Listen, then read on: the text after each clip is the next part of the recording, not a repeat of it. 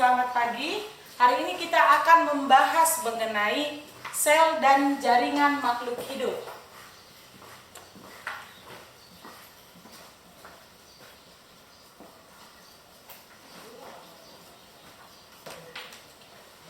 Sebelum kita membahas apa itu sel dan jaringan makhluk hidup, kita akan membahas pertama apa itu makhluk hidup. Di pelajaran sebelumnya, Anda sudah saya jelaskan mengenai makhluk hidup. Makhluk hidup ini dibagi menjadi 3. Di bab sebelumnya kita sudah mempelajari makhluk hidup dan makhluk tak hidup. Jadi makhluk hidup itu ada 3, yaitu yang pertama manusia, hewan, dan tumbuhan.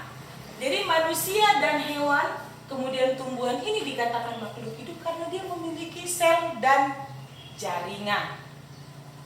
Tingkatan-tingkatan organisasi dalam kehidupan yang dikatakan makhluk hidup itu berarti dia memiliki ciri-ciri kehidupan. Yang pertama adalah sel. Oke, yang pertama adalah mengenai sel. Sekali lagi, sel ini adalah pengertiannya unit terkecil dari tubuh makhluk hidup yang memiliki ciri-ciri kehidupan. Sekali lagi, sel adalah unit terkecil dari tubuh makhluk hidup yang memiliki ciri-ciri kehidupan. Jadi, semua makhluk hidup, yaitu manusia, hewan, tumbuhan, memiliki yang namanya sel. Baru yang berikutnya itu adalah jaringan. Kalau jaringan itu adalah kumpulan dari beberapa sel yang mempunyai struktur dan fungsi yang sama. Sekali lagi, jaringan adalah kumpulan dari beberapa sel yang mempunyai struktur dan fungsi yang sama. Setelah jaringan, di sini ada organ. Nah, kalau organ, kita kembalikan lagi kemari. Organ itu adalah kumpulan dari beberapa jaringan. Kumpulan dari beberapa jaringan yang melaksanakan fungsi tertentu. Sekali lagi, organ adalah kumpulan dari beberapa jaringan yang melaksanakan fungsi tertentu. Contohnya ini, mata untuk melihat, telinga untuk mendengar, jantung untuk memompa darah. Itu contohnya ya. Sekarang itu adalah sistem organ.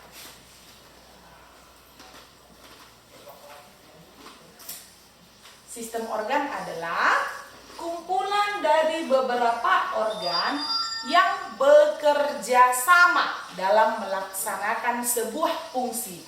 Jadi ditambahkan, kalau dari sini dia tadi hanya satu macam organ. Kalau di sistem organ ada beberapa organ yang melaksanakan fungsi tertentu. Jadi yang bekerja sama dia, ada beberapa organ. Contohnya itu sistem pencernaan makanan pada manusia. Sistem pencernaan pada makanan pada manusia itu bermacam-macam kan organ di dalamnya. Yang pertama, di sana ada mulut. Di mulut ada di sana gigi, ada di sana lidah, ada di sana air ludah atau saliva. Setelah di mulut, dia masuk ke kerongkongan. Kalau kerongkongan ini memang hanya sebagai alat penyatu antara mulut dengan lambung. Itu dia. Jadi ada beberapa macam, misalnya setelah lambung itu ada di sana usus halus, usus besar, rektum, kemudian anus. Itu dia contoh daripada sistem organ.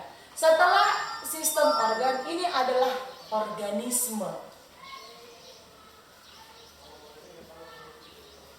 Kalau dikatakan organisme, berarti organisme ini adalah kumpulan dari beberapa sistem organ. Atau kalau dikatakan organisme itu satu individu yang utuh. Contohnya itu seekor kelinci, seorang manusia. Itulah yang dikatakan dengan satu organisme. Jadi di sini urutannya dia mempunyai banyak, kalau pada manusia ya, dia mempunyai banyak sistem organ. Contohnya itu ada sistem pencernaan makanan, sistem peredaran darah, kemudian sistem ekskresi dan lain sebagainya. Ini kita sudah sampai kepada organisme. Setelah organisme, ini ada yang disebut dengan populasi. Kalau dia populasi, ini adalah kumpulan dari beberapa organisme yang satu jenis. Contohnya itu populasi manusia. Populasi manusia. Jadi kalau dikatakan populasi manusia berarti di sana ada manusia yang terdiri dari dua jenis kelamin, yaitu pria dengan wanita. Tapi itu dikatakan satu populasi.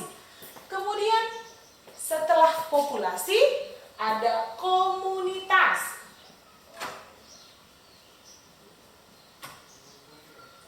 Komunitas adalah kumpulan dari beberapa populasi. Jadi kalau dikatakan komunitas, kumpulan dari beberapa populasi. Contohnya komunitas sawah. Di sawah itu ada beberapa macam populasi. Yang pertama, di sana ada padi yang pastinya. Kemudian ada tikus, ada belalang, dan lain sebagainya. Jadi sudah terdiri dari beberapa populasi, itu ya. Kemudian setelah komunitas, di sana ada ekosistem.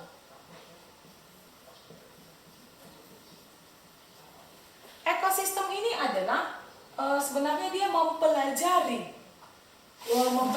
mengenai hubungan timbal balik antara semua yang ada pada komunitas. Jadi apa hubungan antara katak dengan ular? Di sana pasti ada proses makan dan dimakan. Jadi ekosistem itu adalah kumpulan yang mempelajari mengenai hubungan satu hewan dengan hewan lain atau satu organisme dengan organisme yang lainnya. Itulah ekosistem. Kemudian di sini ada biota. Bioma. Kalau bioma ini sudah cakupannya seluruh kumpulan yang ada tempat semua makhluk hidup itu mendiaminya, tinggal di dalamnya. Jadi di sana dapat kita pahami bioma ini adalah tempat kita untuk tinggal, yaitu di bumi ini. Jadi itulah yang bisa saya sampaikan mengenai materinya, yaitu sel dan jaringan makhluk hidup. Mulai dari dia sel, jaringan, organ, sistem organ, organisme, populasi, kemudian komunitas, ekosistem, dan bioma. Itulah materi yang dapat saya sampaikan pada saat ini. Sekian dan terima kasih.